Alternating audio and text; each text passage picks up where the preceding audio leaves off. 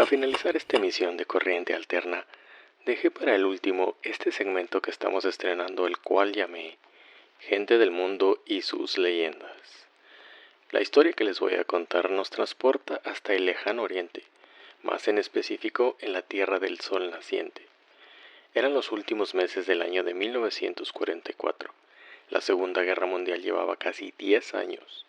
Japón sufría. Su economía se derrumbaba junto con sus estrategias militares. Su milicia se encontraba regada por muchos rincones de Asia, pero los territorios que habían ganado en el Pacífico se estaban perdiendo bajo la fuerza aplastante de los Estados Unidos. El 26 de diciembre de ese año, el teniente segundo Hiro Onoda, del ejército imperial japonés y oficial de inteligencia del comando Futamata, fue enviado a Lubgan, una pequeña isla en las Filipinas, con las órdenes de realizar una guerra de guerrillas contra los estadounidenses, retrasar su avance, mermar sus acciones, enfrentarlos, luchar a cualquier costo y, lo más importante, jamás rendirse ni cometer harakiri. Tanto Onoda como su comandante sabían que en esencia era una misión suicida. En febrero de 1945 los gringos alcanzaron Lubang y tomaron la isla con una fuerza endemoniada. En pocos días los soldados japoneses habían muerto o se habían rendido, pero Onoda y 3 de sus hombres se las ingeniaron para refugiarse en la jungla. Desde ahí ejecutaron su cometido. En agosto de ese año, Estados Unidos lanzó a Little Boy y Fat Man, quienes cayeron en Hiroshima y Nagasaki respectivamente. Japón se rindió. La guerra más letal de la historia había terminado. No obstante, millares de soldados estaban dispersos en las islas del Pacífico. Muchos, al igual que Onoda, seguían escondidos en la jungla sin saber que la guerra ya había terminado. Esto representaba un enorme problema para la reconstrucción de Asia Oriental, pues muchos de estos soldados seguían ejecutando sus órdenes, saqueando negocios locales, matando civiles e infundiendo en lo posible su ola de terror. El gobierno yanqui junto con el nipón dejaron caer miles de folletos en esta región del Pacífico, indicando que ya era tiempo de irse, la guerra había terminado. Onoda y sus muchachos leyeron el informante, pero a diferencia de los demás, el militar japonés quemó los folletos pensando que eran puras artimañas de los estadounidenses y continuó con su orden. Así pasaron 5 años. Las tropas americanas ya habían regresado a casa. Los habitantes de Lubang intentaban regresar a la cotidianidad de sus vidas y retomar sus actividades como la pesca y la agricultura. Sin embargo, Hiro Onoda y sus compinches seguían refugiados, disparando a los granjeros y quemando y saqueando sus cosechas.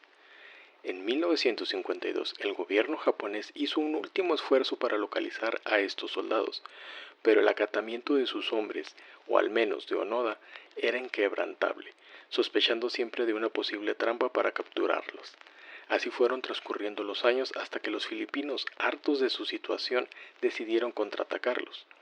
Para 1959 había muerto uno de los compañeros de Onoda, otro más se había rendido. En 1969, Kozuka, el único compañero restante, fue asesinado en un confrontamiento tras quemar varios campos de arroz. Onoda, quien había pasado más de la mitad de su vida confinado a la selva de Lubang, se había quedado solo. El final de esta historia tiene 2 vertientes. El primero es el oficial. Indica que al darse a conocer la noticia de la muerte de Kozuka en 1972, tanto los japoneses como el gobierno nipón se preguntaban si en verdad era el último soldado del Imperio del Sol naciente, a quien habían recibido en su ataúd. Revisaron las listas de los enviados a guerra y notaron que faltaba uno. No podían saber si había muerto o si seguía en servicio. Ese año, en conjunto, los gobiernos de Japón y Filipinas enviaron equipos de búsqueda para encontrar al misterioso teniente segundo, convertido en mito, héroe, o el equivalente a ser más famoso que Pikachu y Totoro juntos hoy en día. Pasaron meses y el mito se empezó a convertir en leyenda urbana en Japón. Ese mismo año, un hippie llamado Norio Suzuki, un aventurero y explorador que no podía mantener un trabajo por más de 6 meses, se internó en la selva de Lubang para encontrar a Onoda. Llevaba perdido casi 30 años. Se dice que en 4 días lo encontró. Solo le bastó ir por la jungla gritando el nombre de Onoda e indicarle que el emperador deseaba saber de él. La segunda vertiente es la corriente alterna que se cuenta en las casas filipinas. Se dice que el oficial de inteligencia murió unos meses después de que acabara la guerra.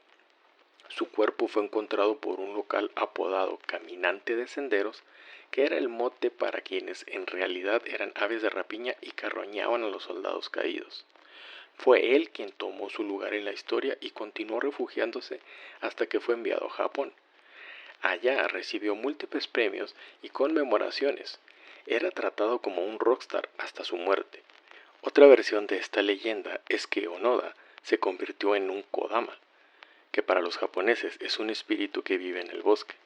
Los filipinos simplemente lo llamaban Onodama, y hay quienes en la actualidad juran escuchar disparos y susurros en la selva filipina. Cada mes de noviembre, en su última semana, los agricultores filipinos llevan ofrendas a la jungla para evitar que sus cosechas sean dañadas. Hoy en día, esto se hace más por tradición que por creencia en la leyenda. Oficialmente, Onoda murió en el 2014 a la edad de 91 años. Si vamos con esta versión, se dice que el regreso del teniente segundo a tierras niponas le deprimió en sobremanera. Encontró un país consumista, capitalista y superficial sin tradiciones de honor y sacrificio. No era el Japón por el cual había peleado y ejecutado su orden al pie de la letra. Onoda se consideraba a sí mismo como un viajero en el tiempo. Por 30 años vivió una tortura que él mismo se impuso, solo por mantener el honor de su patria. Gracias por haber sintonizado Corriente Alterna. Se despide de ustedes agradecidamente La Marmota. En nuestra siguiente misión, un taxista en Buenos Aires, Argentina, toma una siesta y al despertar se da cuenta que se encuentra en Guadalajara, México. Hasta luego.